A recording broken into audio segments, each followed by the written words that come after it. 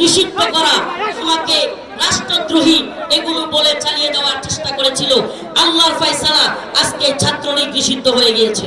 আপনাদেরকে বলতেছি, আমি আমার কথা বলি, আমার আহলিয়া প্রেগন্যান্সি অবস্থায় মেডিকেলে ভর্তি ছিল, তবুও আমি 4 আগস্ট, আপনারা হয়তো মিডিয়ার মাধ্যমে কিংবা ফেসবুকে দেখেছেন, 4 আগস্ট আমার প্রেগন্যান্সি অবস্থায় আমার ওয়াইফকে রেখে আমি ওই রাতে 4 আগস্ট রওনা হয়েছিলাম নেত্রকোনা পার হয়ে ময়মনসিংহের পথে।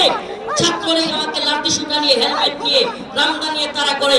আলহামদুলিল্লাহ, নেত্রকোনার শ্যামগঞ্জের যুব সমাজ, ছাত্র সমাজ আমার পাশে এগিয়ে এসেছিল এবং তারা ছাত্রলীগকে প্রতিহত করেছিল।